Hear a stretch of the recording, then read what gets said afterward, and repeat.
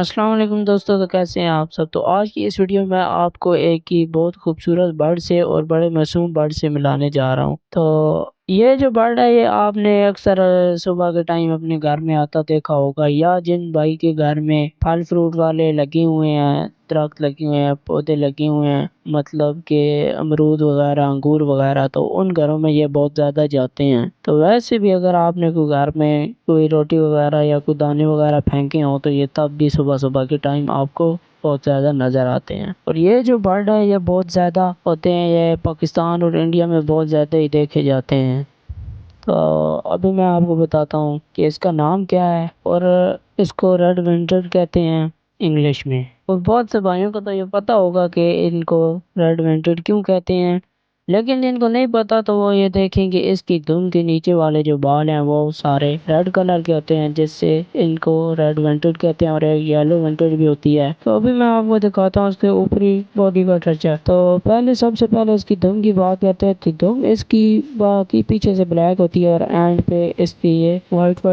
And پر بال ہوتے ہیں۔ تو یہ جو بال ہوتے ہیں اس سے جب یہ اڑتی ہے تو اس کی دم بہت ہی پیاری لگتی ہے۔ اور اس کے علاوہ اس کے پروں کی بات کریں تو اس کے پر بھی بہت ہی خوبصورت ہوتے ہیں اور کمزور بھی بہت ہوتے ہیں، اگر آپ اسی طرح ان کو پکڑیں گے تو ان کے پنکھ ٹوٹ بھی جاتے ہیں۔ اور یہ جو برڈ ہوتے ہیں یہ ہمیشہ گروپ کی صورت میں ہوتے ہیں، 15 سے 20 آپ کو یہ اڑتے نظر آ سکتے ہیں۔ اور یہ جو برڈز ہوتے ہیں مونوگامس برڈ ہوتے ہیں، مطلب کہ یہ ساری زندگی ایک ہی فیمیل کے ساتھ گزار دیتے ہیں،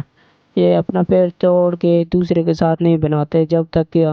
ان میں سے ایک کوئی مر جائے تو پھر یہ کسی اور سے پیر بنا لیتے ہیں۔ ابھی بلبل کے گھونسلے کی بات کریں تو میل فیمیل دونوں گھونسلہ مل کر بناتے ہیں، اور یہ چھوٹے تنکوں سے گھونسلہ بناتے ہیں، یا کبھی کبھار یہ وائرس بھی جن کو تاریں کہتے ہیں ان سے بھی، چھوٹی تاروں سے بھی یہ گھونسلہ بنا لیتے ہیں۔ تو ان کے گھونسلے کی شیپ اس طرح ہوتی ہے جس طرح ایک کپ ہوتا ہے، اور یہ اپنا گھونسلہ بھی 2 سے 10 میٹر تک کی اونچائی تک بناتے ہیں، 2 میٹر تک بھی بنا دیتے ہیں۔ یہ زیادہ ان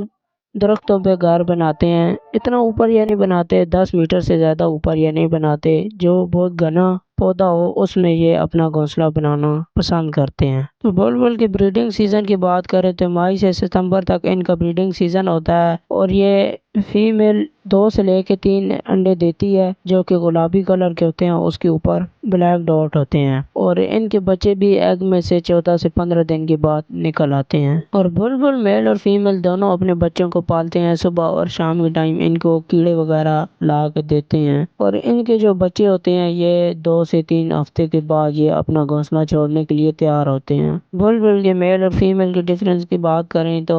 ویسے تو یہ دونوں ایک جیسی نظر آتے ہیں، لیکن ان میں کافی ڈفرینس ہوتے ہیں۔ فیمیل سے میل کا سائز بھی بڑا ہوتا ہے، اور یہ جب ایک ساتھ بیٹھے ہوں تو آپ کو میل تھوڑا بڑا اور موٹا نظر آ رہا ہوگا۔ اور اس کے علاوہ جو ان کی دم کے نیچے ریڈ بال ہوتے ہیں ان سے بھی ان کی پہچان ہوتی ہے میل اور فیمیل کی۔ تو جو فیمیل ہوگی اس کی دم کی وہ اس طرح بنا ہوگا جس طرح انگلش کا حرف ہوتا ہے ڈی، اس طرح کا وہ شیپ اس کی بنی ہوگی، اور جو میل ہوتا ہے اس کی کوئی شیپ نہیں ہوتی۔ بلبل کی خوراک کی بات کریں تو یہ آپ کو کھیتوں میں اکثر نظر آتی ہوں گی، یا پھر جہاں فروٹ وغیرہ لگے ہوتے ہیں وہاں آپ کو یہ نظر آئیں گی۔